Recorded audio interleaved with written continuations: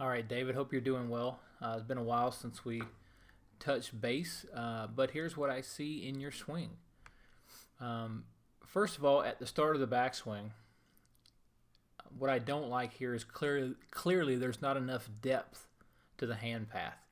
You know, we're swinging the club on a circle that's on a tilted angle, right? I'm not a big swing playing guy or anything like that, but the visualization that the club is moving in a circular fashion on some type of tilted angle will give you sort of a clear picture that when the club moves away from the ball, the hands should be moving back up and in this direction, and your hands move out away from you. Your left arm doesn't get deep enough, and because the left arm doesn't get deep enough, it's more out on the toe line here. You have a move that you make in transition to shallow the club, okay? And that move is with your trail shoulder, you let it go a little bit internal, and the right arm pulls down behind the torso or the rib cage, okay? So that little shallowing move that you're making there prevents the hand path from moving out on the downswing. It artificially shallows the club. Like most people would look at this spot and go, yeah, this is very shallow on the way down. But the problem is you're doing it by compromising sort of the structure of your right arm and right shoulder. By pulling that club down to the inside to shallow that shaft out, the right arm is behind you for too long, and then it causes you to have to straighten your right arm really fast prior to impact. And that fast straightening of your right arm slows the handle down, causes a stall, and the club to flip past you. Okay, so it's not a matter of keeping the body rotation up because your hips are open, your shoulders are open at impact. It's the fact that from here, about this point in the downswing, you have to straighten your right arm incredibly fast to be able to reach the golf ball. So it's kind of given the hand path a little bit of an outward throw type of move, which again causes you to lose control of the handle. The club head overtakes the grip too fast. And listen, there's a lot of people that play good golf that way, but that is the timing element associated with your golf swing. And I do believe you have a good golf swing, and I believe that every swing has a timing element, and what I'm trying to expose you to is where is the timing in your golf swing. From the face-on view, again, everything looks pretty darn solid. This is the pull-down move in this phase right here. You can see that nothing's really getting open. The shoulders are staying a little bit closed. The right arm is a little bit behind you. And when the right arm has to straighten, the shaft lean starts to diminish. So one thing you mentioned in your email was that you really didn't feel like you were compressing the ball. You can see how quickly, when the right arm is straightening, that shaft lines up your left arm, and it flips past pretty quickly, okay? So if we're going to have more compression, we're going to have a little bit more shaft lean. But the shaft lean needs to be a byproduct of a good sequence, not because we're trying to lean the shaft forward. So here's where I would start with the fix. Okay. So again, it starts with the first few feet in your backswing, getting depth to the handle. Watch the player Hideki Matsuyama on the right. Notice how the butt of the club is moving back up and in. It's getting closer to his right thigh as he gets to the first parallel.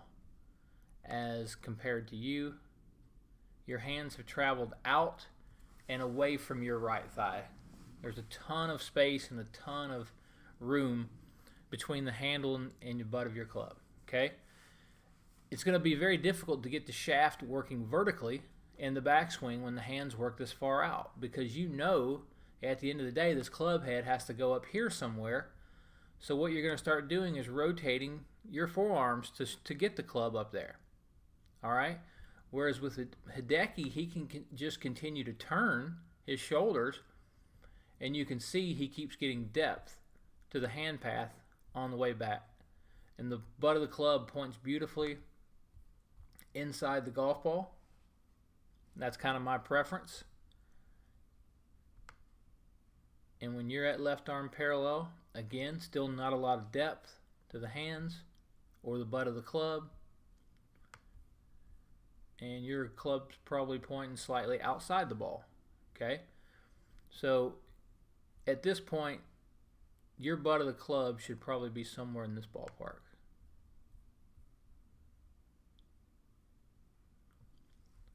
So the hand should be more in this direction, more depth to the left arm, shaft working more vertically.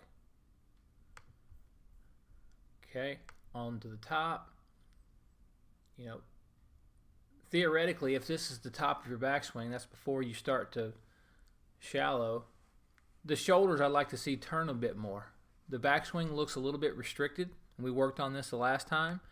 Unlocking the flex in this right knee, allowing the hips to turn just a little bit more in this direction. That's going to allow you a little bit bigger shoulder turn. Okay?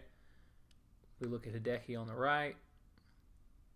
Arm structure is pretty darn similar to yours. The difference is this. Because you did not get any depth to the hands on the backswing, you've had to build in a shallowing move in transition.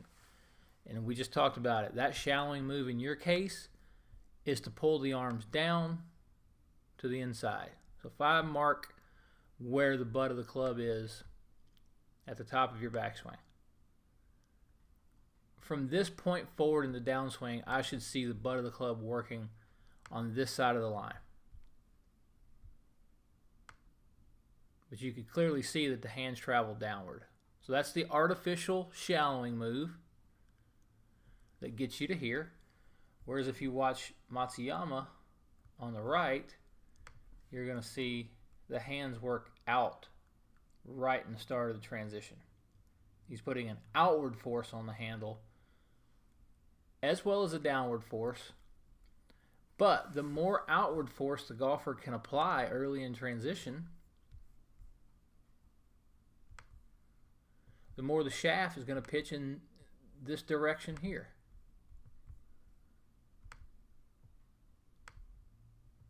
Okay, those two things go together. Outward force equals a shallow shaft. You can see it laying down all the way down. Now notice the right arm location relative to the torso.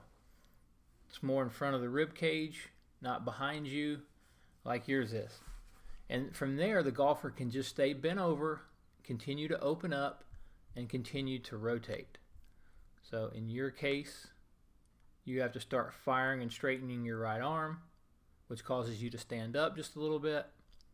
In his case, he can stay bent over and then just continue to rotate.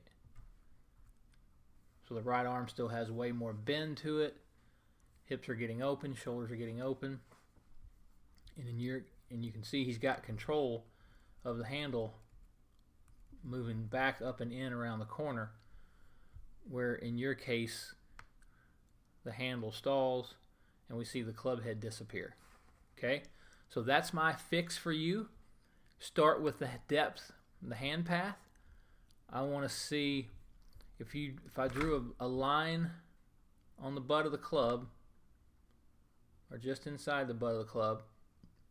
I want to see the first move to take away, the butt of the club stays on the other side of that line.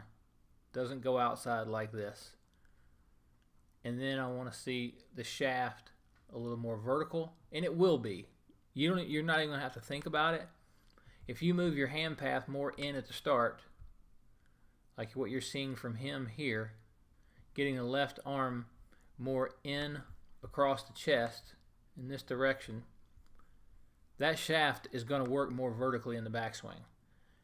It's when you don't move the hands in that, again, you have to start rolling the forearms in this direction to get the club to plane off in some fashion here at the top. Okay? So, depth at this position, shaft more vertical at the top, unlock the lower body, create a little bit more hip turn in the backswing to create a little bit longer swing, and then the first move down. And this is going to be, you're going to have to train the crap out of this. The feeling that you're going to have is that you're going to keep your arms up in the air. You're going to keep them up at the top, and you're going to make rehearsals where you just start rotating your lower body and your hips and turning back to the golf ball without lowering your arms. It's going to feel like you're going to come completely over the top of the golf ball. But you won't. Your arms are going to lower every time because the ball's on the ground and your brain's not going to let you swing over the top of the ball. But you're going to need to feel like you're keeping your arms up in the air, and that the first move in transition is some outward force on the grip, not downward force. We want to move this way in transition. All right, hope this helps you. Shoot me a message if you have any questions.